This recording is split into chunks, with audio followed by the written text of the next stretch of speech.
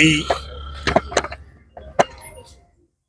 শেখ শাহজাহান, উত্তম সর্দার, শিবু হাজরাদের হাত থেকে বাংলাকে মুক্ত করা, এবং যে এত দুর্নীতি, কোনো ডিপার্টমেন্ট বোধহয় দুর্নীতি মুক্ত নয়, দুর্নীতি মুক্ত বাংলা গড়ে তোলার জন্যে মানুষের কাছে আহ্বান জানানো, এবং এটা রাজ্যের নির্বাচন নয়, কেন্দ্রের নির্বাচন। সারা ভারতবর্ষ জুড়ে প্রতিপক্ষরাও, তাদের মধ্যেও কোনো সংশয় নেই যে তৃতীয়বারের জন্য বিজেপি সরকার টানা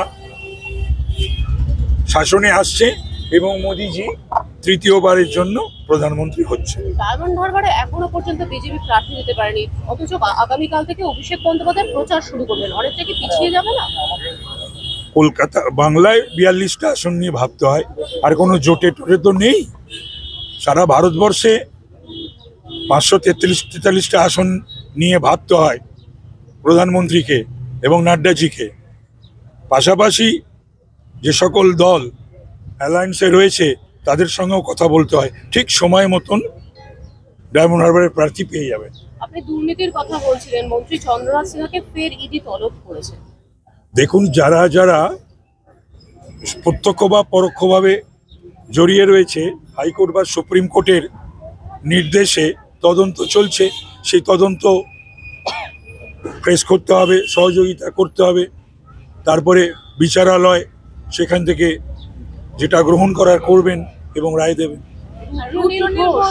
তিনি বিজেপি গ্রুপ লেফট করেছেন এবং বেশ দেখা যাচ্ছে তিনি বলছেন তিনি বিজেপি ছাড়তে চান না, কিন্তু টিকিট না পাওয়ার একটা কোর্ট তৈরি হয়েছে। না, আমি এইসব নিয়ে কোনো কিছু বলবো না। একটা অর্ডার আজকে এসেছে যে কেন্দ্রীয় স্বরাষ্ট্র মন্ত্রক সরাসরি সিআরপিএফ কে রিপোর্ট পাঠাতে বলেছে। আপনার কি মনে হয় সিআরপিএফ এর ভূমিকা এই লোকসভা ভোটে অনেকটা গুরুত্বপূর্ণ হওয়া উচিত? এরকম কোনো ভাবার তো কারণ নেই যে ইসি যে কথাগুলো বলছেন সেটা যদি প্রতিফলন ঘটতে হয়, তা যদি বাস্তবায়ন করতে হয়, এবং প্যারামিলিটারি ফোর্সেস, কেন্দ্রীয় বাহিনী গণতন্ত্র পুনঃপ্রতিষ্ঠিত করতে গেলে সাধারণ মানুষ যাতে ভোট দান করতে পারে, মতদান করতে পারে এবং তাদের ইচ্ছা অনুযায়ী পছন্দের দল এবং প্রার্থীকে তারা ভোটদান করতে পারে, তার সমস্ত রকম ব্যবস্থা করতে হবে ইসিকে, এবং নিশ্চিতভাবে কেন্দ্রীয় বাহিনীকে।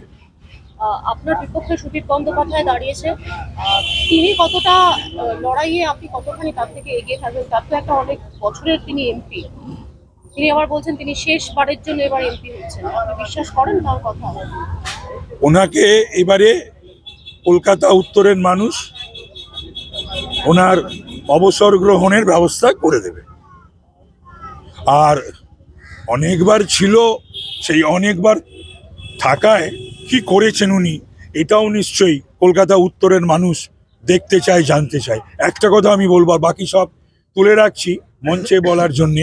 গত 5 বছরে কলকাতা উত্তরের জন্যে, বাংলার জন্যে, ভারতবর্ষের জন্যে একটি প্রশ্ন করেননি। 2টো নয়, 3টে নয়, 4টে নয়, পার্লামেন্টে একটি প্রশ্ন করেননি। সুতরাং উত্তরের মানুষের কাছ থেকে ভোট চাওয়ার কোনো অধিকার তার নেই।